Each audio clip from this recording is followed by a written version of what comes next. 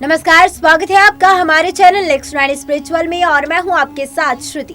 आज हम अपने इस रिपोर्ट में बात करने जा रहे हैं कृष्ण लीला की। जैसा कि हमने पिछले वीडियो में कृष्ण लीला की कुछ बातें आपको बताई, वहीं आज हम अपने इस रिपोर्ट में इस लीला को चलिए आगे बढ़ाते हैं और बताते हैं कि आगे क्या हुआ।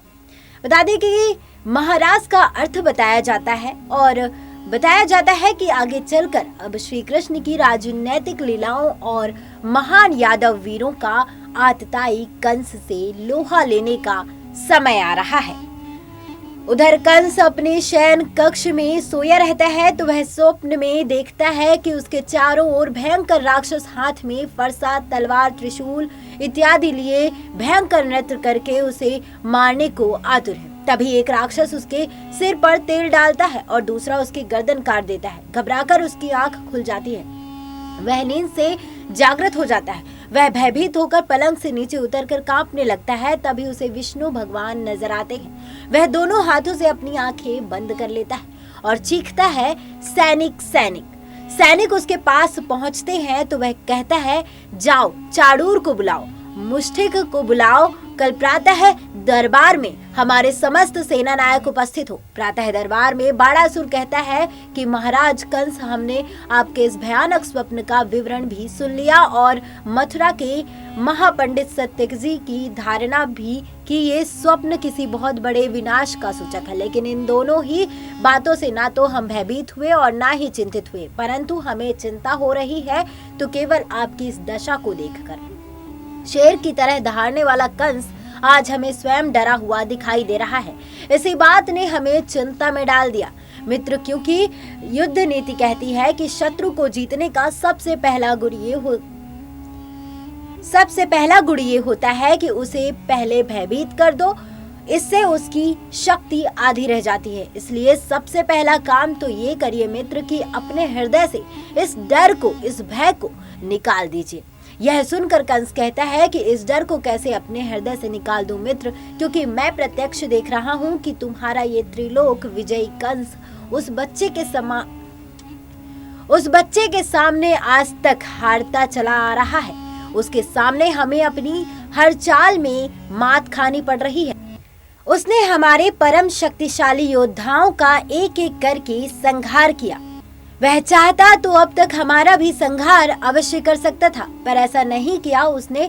हमने पहले भी कहा था कि ऐसा लगता है कि वो हमारी हंसी उड़ा रहा है, हमारे साथ खिलवाड़ कर रहा है, या फिर हमारा एक एक अंग काट कर हमें तड़पा कर मारना चाहता है। यह ऐसा ही खेल है जैसे एक शेर किसी हिरण को मारने से पहले उसे थोड़ा थोड़ा भागने दे, फिर उसकी एक टांग काट ले और फिर दूसरी, और अंत में हिरण खुद ही थक हार कर लेट जाए और कह दे, लो भैया अब खा लो मुझे। एक बालक के हाथों मरने से तो अच्छा है कि मैं स्वयं ही आत्महत्या कर लूं। कंस की ये बातें सुनकर सभी दरबारी भी भयभीत हो जाते हैं, लेकिन बाणासुर कसमसाकर कहता है, आत्महत्या कायरों का कार्य है मित्र, कंस जैसे वीरों का नहीं। फिर बाणासुर और चाड़ूर उसका हौसला बढ़ाते हैं। चाड़ूर कहता है कि जीत के लिए बुद्धि के मार्गदर्शन की आवश्यकता होती है। कंस कहता है कि वो ज्ञानी और वो विद्वान कहाँ है जो हमें इसका उपाय बताए। तब चाड़ूर कहता है कि यही आपके सामने महाराज। सत्यक जैसे महापंडित की ओर हाथ करके चाड़ूर कहता है कि इनके ज्ञान और इनकी विद्या का उपयोग करना चाहिए महाराज, इसलिए आज मैंने इन्हें यहाँ सभा में बुलाया है। इन्हें यदि सपनों के शुभ अशुभ फल की जानकारी है तो यह ये भी जानते हैं कि इस विपत्ति का निवारण क्या है। यह सुनकर कंस महापंडित सत्यक से पूछता है कि क्या आपके पास ऐसा कोई उपाय है जिसके द्वारा आने वाली विपत्ति का निवारण हो सके। तब सत्यक कहता है कि परम गुरु शुक्राचार्य के शिष्य के रहते आपको किसी बात की चिंता नहीं करनी चाहिए। इस परिस्थिति में गुरुदेव ने एक ही उपाय बताया है राजन, आप महेश्वर का यज्ञ करो जो समस्त अरिष्टों का नाश करने वाला है। इस महेश्वर यज्ञ का नाम है धनुष यज्ञ। भगवान भूतनाथ के धनुष द्वारा ये यज्ञ संपन्न होता है। जो दुष्स्वप्नों का विनाश और शत्रु भय का निवारण करता है। यदि ये यज्ञ सफल हो जाए तो भगवान शंकर प्रत्यक्ष होकर ऐसा वर देते हैं जिससे जरा और मृत्यु दोनों का निवारण हो जाता है। यह सुनकर कंस कहता है कि शंकर का दिया हुआ धनुष कहाँ है। यह सुनकर सत्यक कहता है कि आपको शायद महाराज उग्रसेन ने नहीं बताया होगा।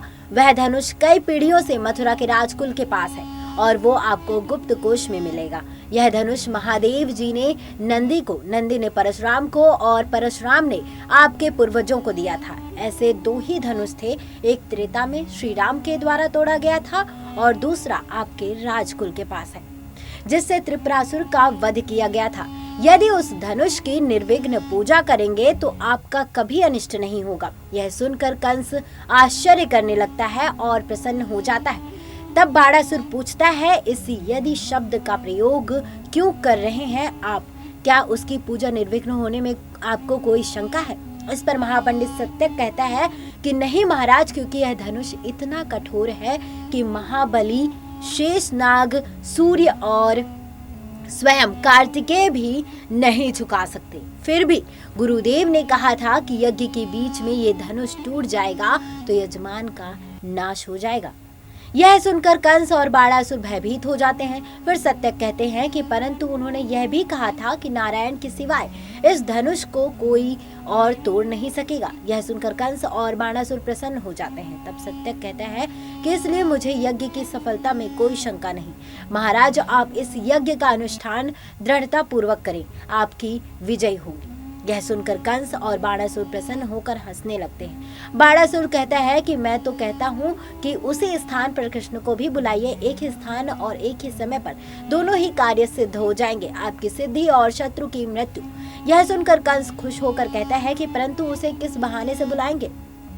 बाणासुर कहता है, यज्ञ के बहाने। आप जो महान यज्ञ करने जा रहे हैं उसे एक महान उत्सव का रंग दे दीजिए और अपने आसपास के राजाओं को भी न्योता दे दीजिए।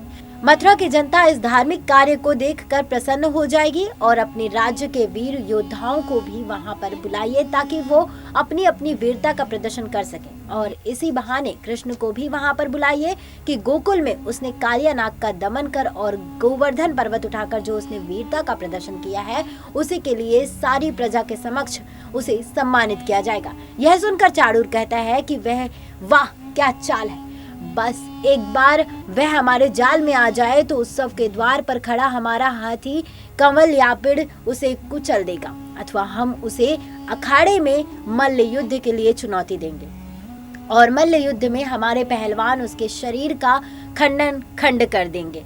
यह सुनकर कंस हंसते हुए कहता है, ये हुई चाल। एक बार वह स्वयं ही हमारे सामने आ जाए तो हमारी खड्ग का एक ही वार उसके शीश को धड़ से अलग कर देगा। फिर कंस कहता है कि परंतु वह हमारे न्योते पर वह आएगा नहीं। तब बाणासुर कहता है कि न्योता उसकी ओर से आ जाए जिसकी बात वह टाल ना सके। कंस कहता है अर्थात। यह सुनकर बाणासुर कहता है, वसुदेव और देवकी की ओर से न्योता भेजिए। कंस कहता है कि देवकी ऐसा कभी नहीं करेगी। तब बाणासुर कहता है, चाणूर कहता है नहीं, इससे जनता भड़क जाएगी, सब खेल बिगड़ जाएगा। मेरे विचार से तो एक अक्रूर जी ही ये कार्य सिद्ध कर सकते हैं। कंस कहता है अक्रूर? तब चाणूर कहता है कि वह यादव कुल का सरदार है और सब उसकी बात मानते हैं। यदि उसे कोई बड़ा प्रलोभन देकर भेजा जाए तो वह ये कार्य कर सकता है। तब कंस कहता है, चाणूर यह असंभव है, वह बड़ा देशभक्त है। तुम्हें मालूम नहीं कि उसने भरे दरबार में हमारे खिलाफ तलवार खड़ी कर दी थी। वह महाराज शूरसेन को ही अपना स्वामी मानता है। तब चाणूर कहता है, महाराज लोभ तो हर प्राणी में होता है, अंतर केवल मात्रा का है। उसे ऐसा प्रलोभन दिया जाए जिसे वह इनकार न कर सके। उसे हमारे अधीन राज्य में से किसी एक देश का राज्य दे दिया जाए। आगे क्या हुआ बताएंगे आपको अपने अगले वीडियो में। ये जानकारी कैसी लगी आप हमें कमेंट बॉक्स में कमेंट कर जरूर बताएं। बता दें कि ये पूरी जानकारी हमें वेबसाइट्स और अन्य जगहों से प्राप्त हुई है। जय श्री कृष्ण।